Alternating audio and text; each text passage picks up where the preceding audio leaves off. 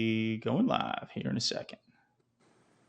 All right. Welcome, everybody. Thanks for watching this video. Really quickly, in the next handful of minutes, 20, 30 minutes, or however long George wants to stay around and just powwow, we're going to be talking about how George was able to scale up to $104,000 in just 4 weeks after starting with a lead to close system. Actually, it's a brand new business.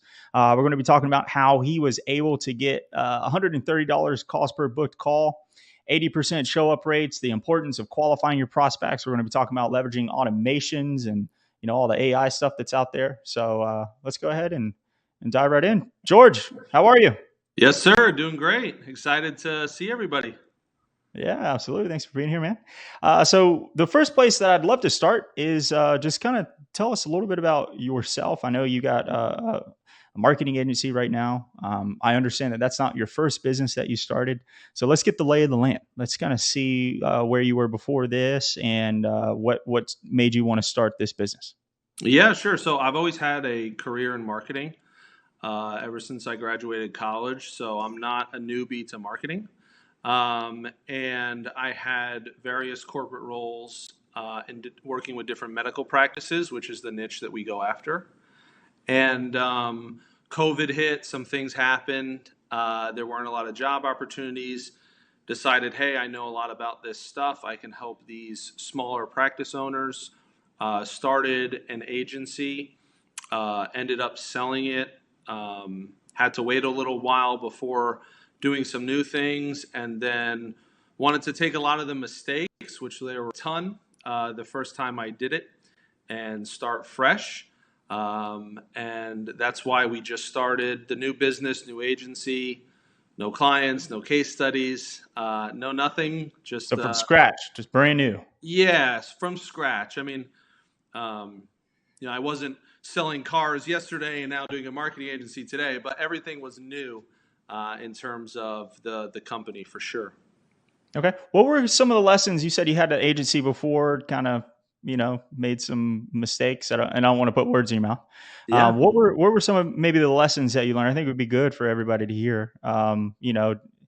You always hear about entrepreneurs and business owners, how they've, like for me, example, I've started probably 4 or 5 businesses before I co-founded Conversionly and burned those bad boys to the ground. Like made a lot of mistakes. And Yeah. I think, sometimes it's a lot of people don't like to talk about that stuff. So what are a couple of lessons that you learned along the way? Yeah. I mean, I think the first thing, a lot of the groups or coaching programs or things that you could potentially get into, a lot of the focus is always on sales, right? Sell, and worry about fulfillment later. And there's certainly value in doing that. But one of the things that happened was we didn't predict how fast we were going to onboard new accounts, and we didn't have our fulfillment in check. We started having a lot of fulfillment issues, being able to just do the work that we had promised. A lot of unhappy clients, a lot of refund requests, a couple lawsuits. So there was just a lot of things related to the fulfillment and just not hiring ahead. Like a lot of people, especially if you're new, especially if you don't have a ton of budget to start the business, you obviously don't want to be paying someone before they can start working, before you get revenue to support their salary and those things. But certainly that was one of the mistakes, is not hiring ahead. And now this go round, we're hiring ahead a ton for fulfillment. So that was definitely one. And then also just qualifying prospects, a lot of things with the sales funnel that I'm sure we'll get into over the course of the 20, 30 minutes. Also just a lot of contract stuff as well. You get into a couple lawsuits with some folks, and you learn quickly what should or should not be in the contracts and how to deal with that. And then also just setting the proper expectations with the clients and understand where they're coming from. A lot of times, if you don't set very clear expectations with clients, they'll set it themselves, and it's usually ones that you can't deliver on or are very difficult to deliver on, and that causes a lot of friction within the relationships. It's funny you say that. There was a time right after COVID, maybe before or during COVID, there was a book that was published, and I'm sure everyone knows this book. It's all about offers. And once that book was published, I know exactly, you know exactly which book I'm talking about. Yeah. Yeah. Once that book was published, man, there was everyone out there that was doing these crazy guarantees and just saying, hey, we're able to help you do this and do that. And I think that author probably should write a second volume of that book that talks about like the chargebacks and the refund requests and all of that, because what people were doing is they didn't have the back end fulfillment process to fulfill for all these crazy guarantees. And then a lot of people were getting burned. Like even clients that we have now today, you know, they're like, hey, I've tried marketing agencies, or I've tried lead generation, I've tried paid ads, I've tried sales systems, and it just doesn't work. And you know, I think we'll kind of get into this here in the next couple Yeah. minutes, but there's usually a difference. I always say there's a good way, a better way, and a best way to do things, right? And sometimes like there's a fourth option. There's a bad way. There's a bad way to do things, right? So, and I'm not saying that's you, but there are a lot of companies out there, especially in the space that we're in, right, with Yeah. marketing and lead generation that not necessarily like take advantage of people, but they are writing checks that they can't cash. Yeah, yeah, and we knew what we were doing. We just didn't have the staff to literally do the work. But yeah, I mean, once that came out, you know, ton of people over promising, under delivering, and it just makes the job for everyone else harder because it's a big objection when people have, um, you know, when they've been burned in the past, they're going to have a lot of doubt. It's going to be a big objection. It's just ironic that the way to get around that objection is to do the stuff in that book and have an offer and have a guarantee. It's weird how it works out, but it's definitely been an interesting last couple of years. Yeah, yeah, for sure. Okay, cool. So you started the business, and I guess like what all did you try as far as like the client acquisition model, right? So you know we're here, like most people are listening to this video, you know they're really interested in generating leads, turning more of those leads into appointments, and growing, and you know client acquisition systems and stuff like that. So what have you tried in the past that maybe like didn't work, or maybe didn't necessarily have like the right systems behind it? Yeah. So the two primary ways that I've typically relied on is paid ads and cold outbound, and that would Mhm. encompass email, texting, and cold calling. And you know, it's worked to some degree, kind of like you said. There's a good, better, best. Like they did work, but I'll give you an example with the paid ads. We had no financial qualification in our first go round. We had no actual funnel. It was really just one landing page with an offer, and embedded on that page was a scheduling link. So there was no lead capture, followed by a VSL, followed by a bunch of education. So basically, what would happen is someone would book a call, and the calls were relatively cheap. I think at this time they were around $80 a call. But when they got on the call with the salesperson, they literally had zero context outside of one headline about the business, which makes the sales a lot harder because you're not really closing at that point. You're just educating, and you're really trying to It's like a sell versus discovery just call. close. Yeah, I mean, even on the discovery call, right? Like, hey, here's this headline offer to get this outcome. Book a call. That's literally all that you know, and that's one of the things that, you know, one of the shifts that has allowed us to be successful after working with Conversionly is the fact that, you know, we started to realize the importance of the funnel, educating folks before, understanding that it was okay to pay a higher cost per call if the intent and the close rate and all the other things were going to be higher. So that was definitely a shift, and you could say a mistake, kind of that we made around the first go round. And then on the cold side, you know, it was really just about the volume, right? Like, Yeah. you have to send however many emails, calls, texts, whatever you're, you know, LinkedIn outreach, whatever you're going to be doing, whatever you think you need to do, just exponentially increase it. You know, it obviously depends on the quality of the list and the offer, and there's a lot of variables, but just in general, we just weren't doing enough volume, and we also didn't have the proper scripts. Yeah. That, you know, I know a lot of what's in the program that has helped us on the cold outbound side is the scripting and just the general way to outreach to these people versus just, hey, here's our offer. Are you interested? You know? Yeah, it's tough because I've even been in that situation. I had a marketing agency before I started this company, and I tried ads before, and it was just me and like watching a bunch of YouTube videos and just listening to some other people like on Facebook and posts and stuff like that. And it's funny because you try something and then you're like, I don't know, Facebook probably doesn't work. But like in the back of your mind, you see people having success with it, and it's like, okay, well, there's got to be a process that they're using, right? And what it really comes down to is it's not, to your point, right? Sales as a whole, you got to look at it as an entire picture, right? There's 4 steps, right? Generating the lead, that's what everyone thinks about, right? When they think about marketing. And then there's 3 steps after that. Booking the call, like trying to get someone to turn from a lead to an appointment, right? Getting them to show up to the call and then closing that deal, right? Now, the lead generation is just the first part, right? A lot of people were like, these leads are crap. These leads are this, these leads are that. I was like, well, what's happening after? You know, what's your engagement sequences like? Like what process are you putting them through? Yeah. You know?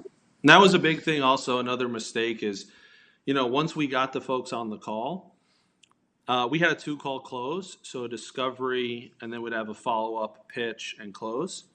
This was your last agency? This was the, yes. Okay. And, there was just a lot of holes in the bucket, if you will, right? Like if you got on the discovery call, you got on that follow-up call. If you didn't close, you might as well have been dead, right? So like there's a lot of stuff in that process. Like yes, there's 4 steps, but there's also a lot of different things that I'm now understanding that need to happen in between the steps to actually make them successful and make the sales process efficient. And a lot of them are going, through automations and things that I'm sure we'll talk about. But most people are just like, hey, I get a lead. Does it close? If it doesn't close, or it doesn't show, it's a bad lead. But like, there's a lot of factors that determine, whether or not they're going to become a lead, they're going to book, they're going to show, they're going to close. There's so many different things that are within your control as the business owner that you can do to improve those numbers that you may not necessarily think about. Yeah, they just don't know. And that's where every consultant or someone who knows something that has like, hey, I know this is how you do it, right? And there's always like a value exchange, right? It's usually money for information, right? Now, in that process there that you explained, like those 4 steps, it's easy to say that. But the whole part about turning leads into appointments, there's usually like 3 ways that you can do that. There's 3 layers to that, turning leads into appointments. Number 1 is like getting the funnel dialed in, right? So that they self-book. That's number 1. Like getting them to go from the ad to the landing page, go to like a form that's qualified so that you're meeting with people who are quality, right? They want what you have to sell and they can't afford it. And then getting them to show up, right? So like self-booking. Number 2 is like what happens to those people that opted in, that you generated that lead that did not book, right? So that's where the systems and the processes and the sequences and all of the messaging, the follow-up stuff comes in. And then number 3 is like there's people that need that extra push. There's people that need someone to actually give them a call and go back and forth with them on text message or qualify them, through a personal phone call. And that's where the like inbound appointment setter that, we always recommend comes in, right? That's how you go from industry average is like 13 to 18% booking rate to 30 and 40% booking rate, which is what we're seeing, right? And you're seeing, and most of our clients are seeing. Now, what do you feel like is the biggest factor to the difference with your old agency and what you're doing now that helped you get to that $104,000 in 4 weeks, which is amazing, by the way. And I don't want Conversion Lead to take all the credit because like we build all the stuff for you, but you're the one that actually has to execute that, right? So kudos to you, George. But Yes, what do you feel like is the biggest difference between what you were doing before and what you're doing now? I think there's kind of 2 parts to it. I think the first is within the offer itself. It definitely plays a key role in terms of how we're differentiating ourselves from competitors, to kind of reduce the barriers, make it easy for people to want to do business with us. And then the second piece is really the funnel and the sales system, the automations, the appointment setter. I mean, it's a night and day difference, and it allows you to optimize those different steps. Whereas before, I was just doing, I was basically just optimizing my whole business around a cost per booked call. Didn't matter if they Yeah. show, didn't matter if they closed.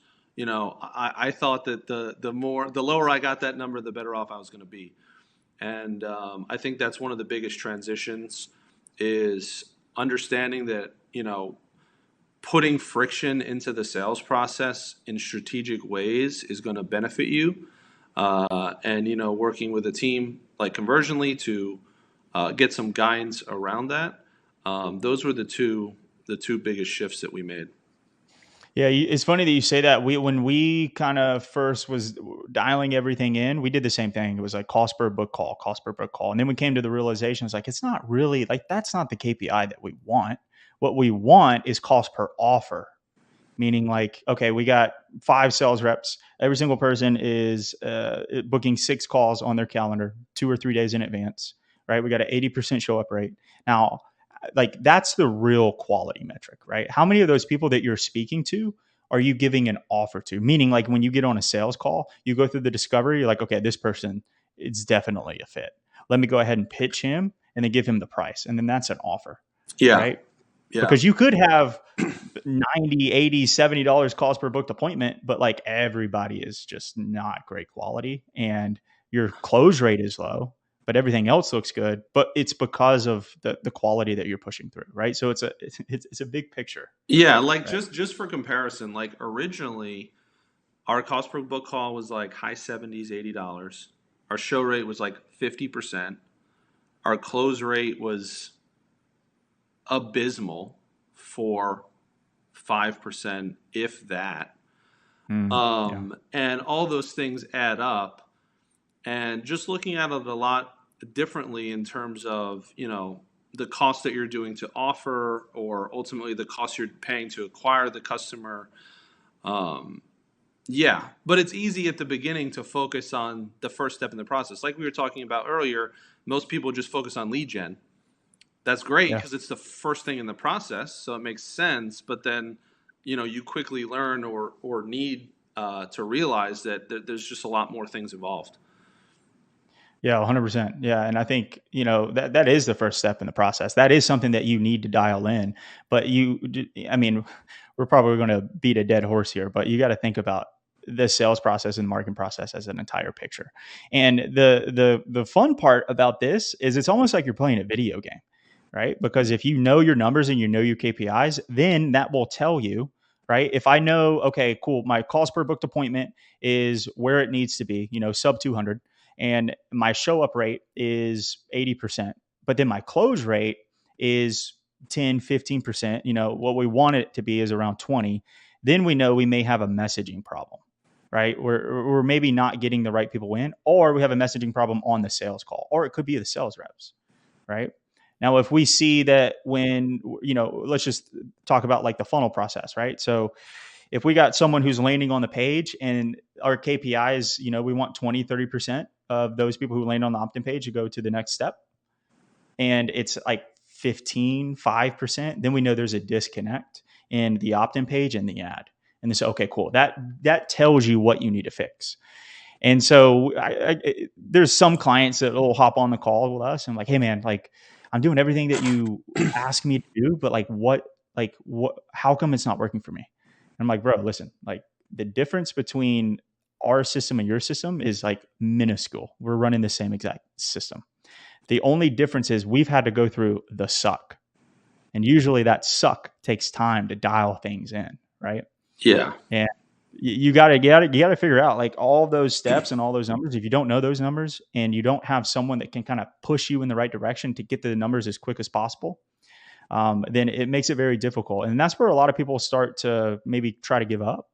Is they kind of know what to do, maybe, but then they're not pushed in the right direction at the right time, and it's very hard and very difficult. And then they burn through cash and they don't know like what levers to pull to reach those KPIs. Yeah. And I mean, I think that having the right expectations going in and understanding like, all these different um, opportunities to start companies or get book calls and all those things. Like everyone's going to flash their numbers, but what you don't see in the background is everything else that they did to get to those numbers. Like I saw something the other day. Oh, I cut my ad spend to zero and still booked 1 million calls. Well, yeah, that looks flashy, but it's because you have a lead list of 5,000 people that you can now text that you paid for previously. So cool, you took your ad spend to zero this month, but that doesn't mean you spend $0 and get a bunch of leads, right? But some people just see that. So it's all about just understanding the expectations, having the patience, and I think most importantly, having somebody guide you, right? Because you are going to spend money.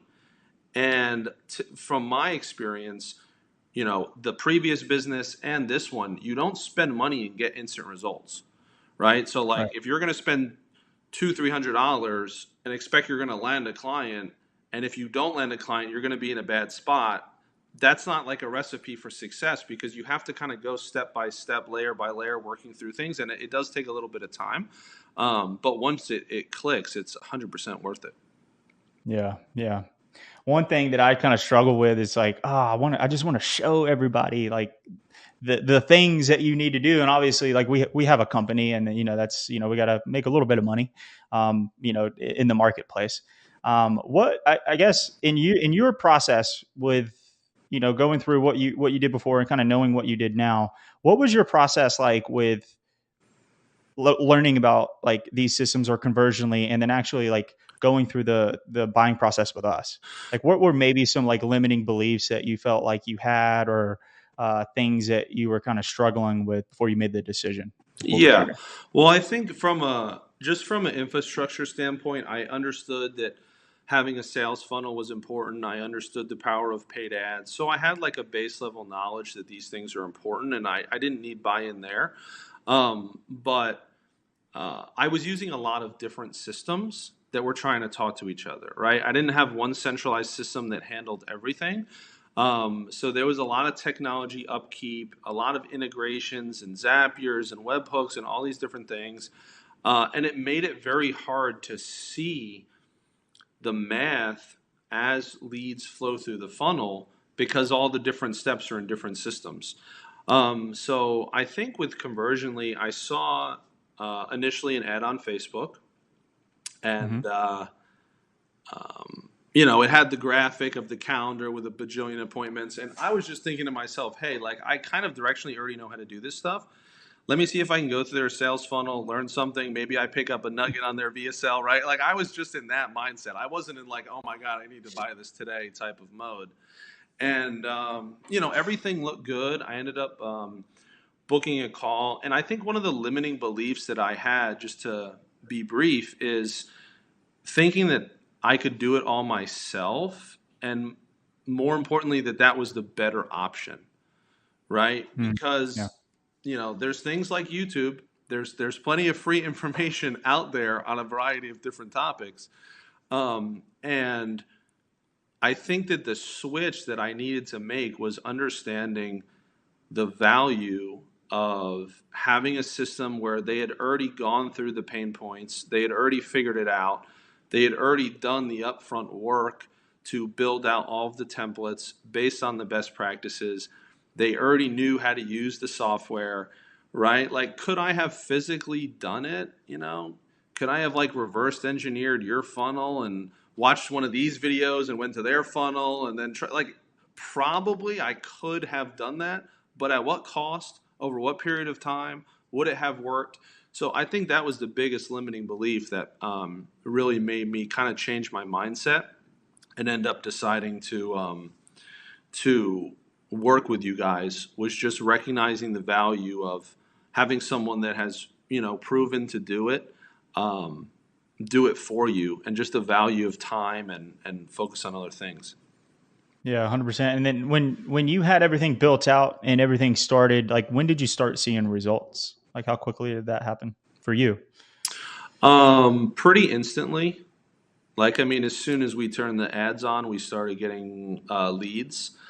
And then, we started getting book calls shortly thereafter. I mean, the leads started coming in literally the first day. I think it was maybe 3 or 4 days in that we got our first book call. And then things just started to ramp from there. And obviously, there's always a lot of improvements, right? So, even once you start getting book calls, there's tons of other things to improve. But yeah, the results were, I would say, pretty immediate. That's awesome. And what do you feel like? What was your experience with like just seeing that turn on and start seeing leads come in and appointments go? Like where do you feel like your mindset was at with, okay, this is what I got to do. Or I guess a better question would be like, where were a couple of spots where you like you maybe you didn't think about that you were like, oh wow, that's wild, that's crazy. I mean, I think the whole concept of um, a lead and a booked call being different was something that I had to wrap my head around because I had just been used to straight to a booked call.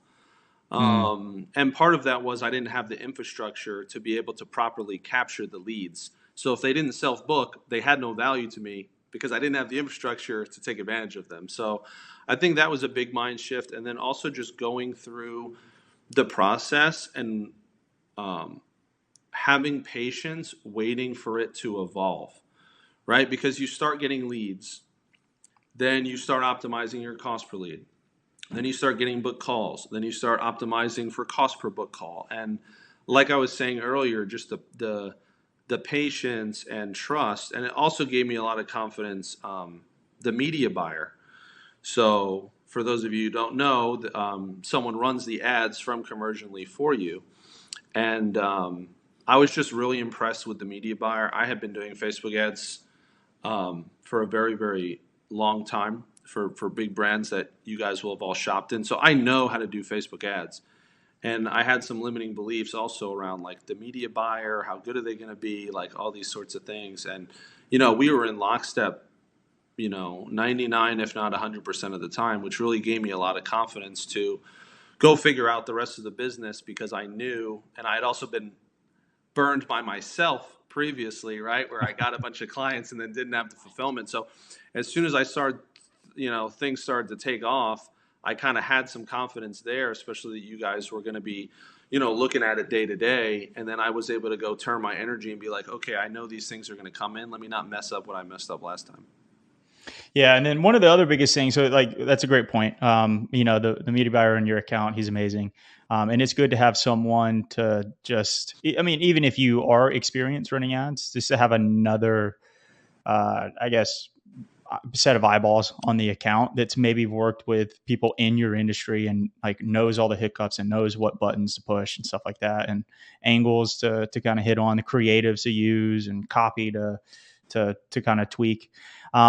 And so, that's obviously one part. That's a lead gen part. And then like there's the whole sales system. And a lot of times people come in and they're like, I'm terrible at following up on my leads. And that's probably one of the biggest, we did a big study, and, obviously the data shows that if you follow up at least 6 times and try to call them in the first 5 or 10 minutes, like drastically increases the chances of those KPIs and those conversion rates. Right. So what was your experience like? And when did you implement the appointment setter, the person that is, the inbound appointment setter that's following up with all those leads?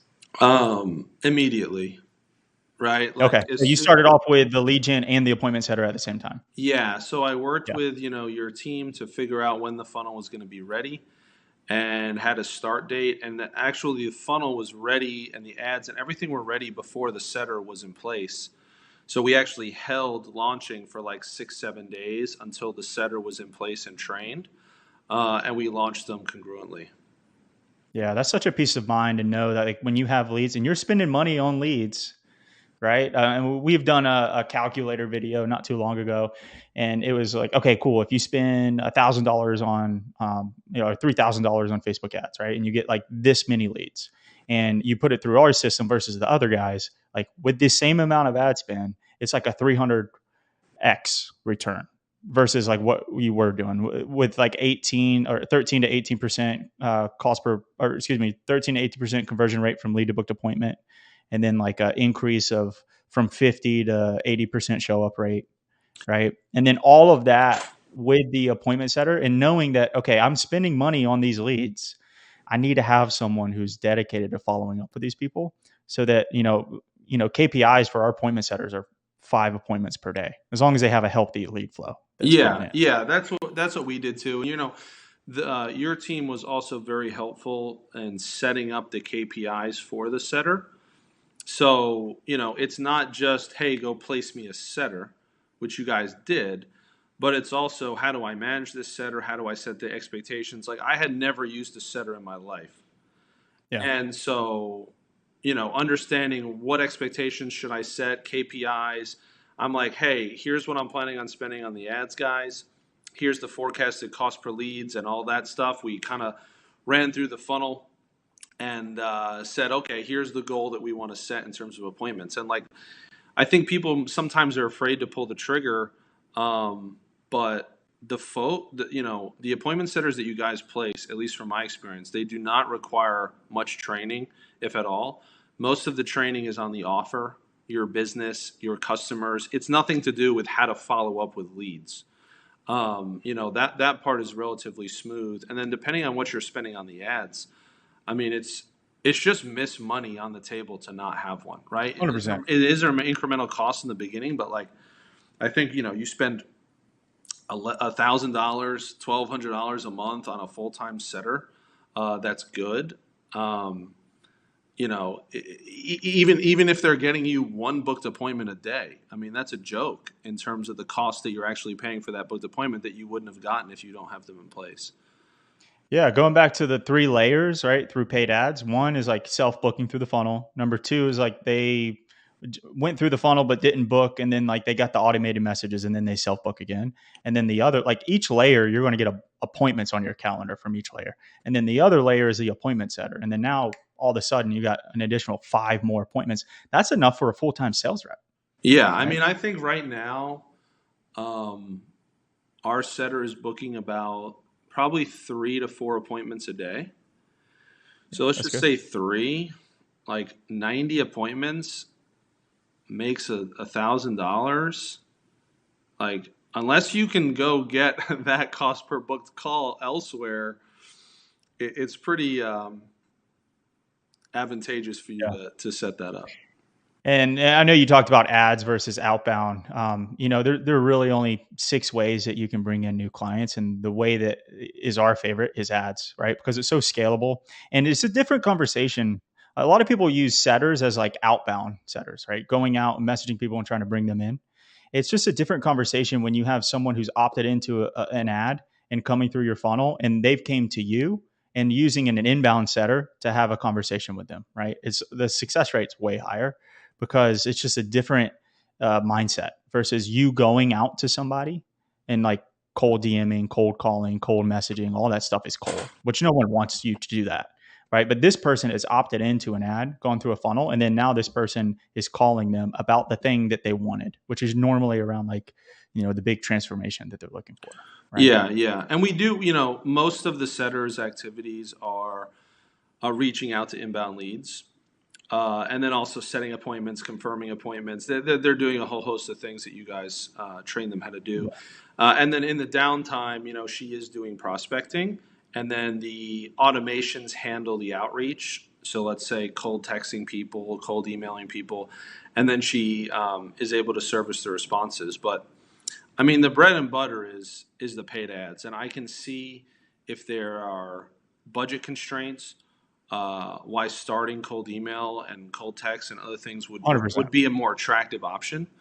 Um, but I think as quickly as you are financially able, the ads are there's no other way to get the leads at that scale when you're starting out, right? There's arguments for doing other things later once you have a bunch of customers and other things, but starting out, like there's nothing that compares to it. Yeah, 100%. So let's talk about $130 cost per book call. What do you feel like was like, the number one, number two lever to pull to get to that? So I think just split testing, which you guys help clients do is very important. Split testing the opt-in page, split testing the VSL, the booking page, maybe, but those first two things, split testing those are very, very important. I mean, and it didn't start at $130, right? It Yeah. started higher and it comes down, but there's a lot of different levels to pull. Split testing the opt-in page is probably the easiest one, where you're going to get the most results in the quickest amount of time. Followed by the VSL, and then also the creative and how to structure the ads, right? There's no one way to run Facebook ads, Instagram ads, TikTok ads, whatever it is. There's no one structured way that works. I would say there are a few that generally work better than others, but there's a lot of split testing and audience segmentation and different creative and a lot of different things that happen to optimize there. But you have to keep in mind too that the more money you're able to spend, the faster you get the results, right? So like that was another big shift for me. Like you said, 3,000, right? So if my budget is $3,000 in a month, I'm the type of person that wants to spend it in a week. Why do I want to do that? Yeah. Because I'm going to get the data faster, and then I'm going to be able to use that to increase my trajectory versus waiting. I always say you can make more money, you just can't get more time. Yeah. Right. Yeah. So to your point, like putting more money into the funnel so that you can, because there's thresholds, right? You don't want to look at how a funnel is performing, how ads are performing, unless you like put so many people through that, right? Like for example, you want like 500 people through the funnel and get 500 people on the page before you determine whether this is a good opt-in or not, like what you need to change. Yeah. Right? And it doesn't, it's not like the results are atrocious, right? When you start out, right? We're talking about good numbers versus great numbers. We're not talking about, blowing $3,000 and nothing happening. That's certainly Yeah, like 16% opt-in rate to case. like a 25. Yeah, like I think when we first started running, we had about a 15% opt-in rate on the opt-in page, and then now we're up to high 20s. And I was just looking at it. I think you're like 26, 27. Yeah. yeah, we're at like mid to high 20s for the opt-in, and then I think our self-booking rate on the VSL is 25%, something around there as well, and then obviously the setter closes a percentage of books a percentage of those also. We're testing some cool stuff right now to like we got our opt-in page up to like 30, 33. I'll have to share that with you after this. But yeah. So your cost per call, obviously our like KPI that we want to reach is, now this is a KPI across, we work with a lot of different industries, right? So normally cost per call, you want to sub 300, right? So you're sitting at 130, which is really good. I think we're sitting at 140. I think I looked this morning, 149. Now your 130 is good because you have so much friction in the funnel, right? Now when I say friction, what I mean is like to what we normally recommend to have really high quality appointments on your calendar is they land on a page and it's an opt-in page where they got to enter in their information, go to a page to learn a little bit more about your offer, normally with like a 4 or 5 minute VSL, and then maybe some other like social proof stuff like that. And then they go into another page to book an appointment. And now what we recommend is you have anywhere between 2 to 8 qualification questions to make sure you're weeding out the people who aren't good fits, and then they can book a call. Right. So the more friction that you add in, usually the higher your cost per call is, but the higher quality that you have. Right. Now, before, George, when you said that you were going from lead to booked appointment page and it was probably just name, email, and phone number, your cost per appointment was probably really low. And I think you even said that earlier, but the quality was not great. Right. So there's like kind of like a push and a pull there. So your $130 cost per call is really good considering all the friction that you have. Yeah. And we had, we did with the first one, we did have a couple questions, but it was more kind of pre-discovery questions for sales. It wasn't necessarily qualifying questions. But we definitely put a few in place for the new funnel with you guys. One of them was a financial qualifier, which has definitely helped. And honestly, it hasn't impacted the conversion rate the way that I thought it would. I thought it Yeah. was going to have a bigger impact on the conversion rate, and it hasn't. And the other piece of it too is the targeting, right? Like it's kind of a balance there. Like if you have a very broad audience in your targeting on the ads, you need more qualification questions versus if you're able to dial in the ad audiences um, at a more granular level, you can kind of get the same result with less qualifying questions. So it's just a give and take, like depending on your market and who you're going after and how you're able to target them. Yeah, 100%. And I think to your point, and the targeting, I think that's one big part. But what I feel like is a even bigger part is your creative. Oh yeah, Like, so I mean, there's a lot of stuff like that you can do, button pushing and like targeting people in audiences and stuff like that. But I think your creative probably, I mean, maybe even 70% of the ad comes from the creative. Like the quality of the leads come from the creative.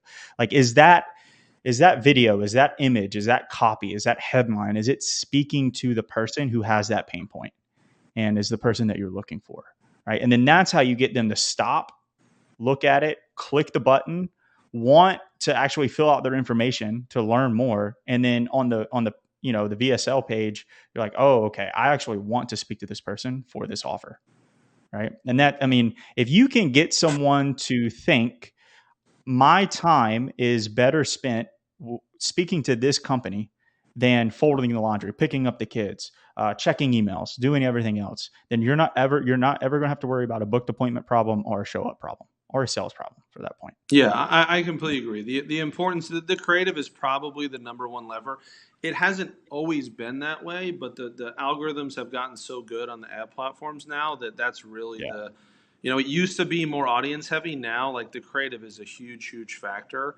And what's interesting that we've noticed is different audiences, the creative that they respond to is different, right? So you would think, generally speaking, like business owners, as an example, like what works for this business owner is probably going to respond good to this business owner. But once you kind of build it out and segment it, and the way that your media team sets up the account, it's amazing to see the variance between different types of creative that are relatively similar in terms of the offer and the structure and how they perform depending on who's seeing them. Because Yeah. like we've been at $130, but we have some that are 80, we have some that are 190, right, and everything in between. And it's all just different combinations of the creative that we're able to test out. And your team is also good at one, building the creative up front, the images, or if it's a video, giving the scripts, but also identifying and pinging me like when new creative is needed, what I should Yeah. tweak, handling the video editing. Like there's a lot of things that probably folks don't know that you guys have in the program that helps out, right? Like video editing is just an example of something where I shot it, you gave me this relative script, I shot it, kicked it back, and now all the formats and all the resolutions and all the stuff is there, and I didn't have to sit there in whatever software for 6 hours doing it. Yeah. So that was a $130 cost per book call. Let's talk about the 80% show up rate. Now, a lot of people, like industry average is around 50%. There's some people who have like 30% show up rate. And through all the things that we've talked about and what we implement, we normally see anywhere north of 70% show up rate, right? So, what do you feel like has lent its hand to that 80% show up rate that you're seeing? Yeah, I think it's three things. First is the friction in the funnel or the experience in the funnel. So the more time someone is spending with your brand before booking the call, the higher likelihood they're going to show because they're more invested. So I think switching to an opt-in, then a VSL, then a scheduling page, just that in general system gives you a lift. I think the next thing is all of the automations that come into that. So sending out reminders, sending out confirmations. If they, reply yes to the confirmation, different things happen versus if they reply no. Identifying opportunities to send them content before the call to get them excited. The third thing would be the human outreach. So we Yeah. do it two different ways. The setter, for anyone who hasn't confirmed their call, the setter has the list that they can easily see in the system that you guys set up. to reach out to those people. And then also, my sales guys are also personally reaching out to the prospects the day before to introduce themselves, say how excited they are to speak with them, et cetera, et cetera. So it's the structure of the funnel, the automations, and then the human touch. Yeah, it's not rocket science. I mean, it's just things that you kind of test throughout the process, and it's funny because it's all every. The more I learn about marketing and sales, the more I realize it's just all about human psychology and persuasion, right? It's not like you're swooning somebody with the words that you use or you're using a secret tactic. No, it's just like there's certain things that you need to do and certain steps along the process to get people to do the things that you want them to do, right? So, okay, cool. So, let's see. Let's talk about. I think I'm just looking over the bullet points and all the Sure. things that I promised that we would hit here. Is there anything else that you feel like? I mean, we talked about the $130 cost per call, 80% show up rate, qualifying your prospects, optimizing your sales process. Um, what other I guess like golden nuggets do you feel like would be beneficial maybe to hit on as we Yeah, wrap up? I would say a lot of people focus on split testing to get the leads and get the booked appointments. But one thing that I would recommend folks do not overlook is split testing for the show up rates and the close rates more than the front of the funnel. Obviously, you're going to do the front of the funnel because it's first, but for example, we have a piece of content that is not our VSL, it's a video, it's a little bit of a longer video. Um, and every single person who has closed has watched this video. Every single person that has showed an appointment has watched this video. And one of the common traits of the people who do not show or do not close, they have not watched this video. Yeah. And so, whether it's a video or it's a downloadable or it's whatever that asset is, I think injecting that into the back half of the funnel to pick up on those insights is a game changer, because there's the cost per book call, but the show rates, how much is it costing you to get an offer out, to close a deal? Like, the further down the funnel is where more of the leverage is, and if you can focus on that, dial it in, then you can spend more money on ads. You can test other things at the top of the funnel. It just opens up a lot of things, and I think it's overlooked. And a lot of times people think, oh well, my sales team sucks because they're not closing, or my setter sucks because these appointments aren't showing. But it's not just, hey, we're sending them a text message. It's what is in that text message. The content. The Yeah. Yeah. content is much more important than the fact that you're just sending them something. Yeah. I remember when we implemented that in our business and we were like, hey, this is working really well. So we started sharing that with all of our clients. I read a lot of books on sales and marketing and human psychology, about 3 or 4 a month. And I just always just consuming different things to grab new ideas and always find like 2 or 3 golden nuggets to implement. There was a book written by Robert Cialdini called Persuasion, right? So this is everything that so he wrote a book. I forget what the title was. It was Persuasion or something like that. And it's like when you're talking to somebody, how to persuade them.